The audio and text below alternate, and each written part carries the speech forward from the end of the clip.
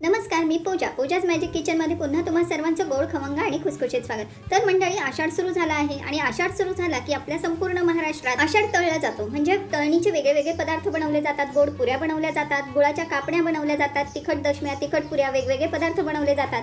त्यातीलच अगदी रुचकर पदार्थ आहे आणि नैवेद्यासाठीही लागणारा तो म्हणजे गुळाच्या या पुऱ्या किंवा चाणक्या। अगदी खुसखुशीत आणि खमंग होण्यासाठी आणि अगदी मौसूत होण्यासाठी अगदी वेगळी ट्रिक दाखवली आहे। फक्त उकळत्या पाण्यामध्ये गव्हाचं पीठ टाकायचं, गूळ टाकायचा आणि या चाणक्या बनवायच्या आहे। चवीला खूप अप्रतिम होतात आणि कमी तेलकट होण्यासाठी आणि परफेक्टली गोड होण्यासाठी व्हिडिओ शेवटपर्यंत नक्की बघा, खूप टिप्स दिल्या आहेत।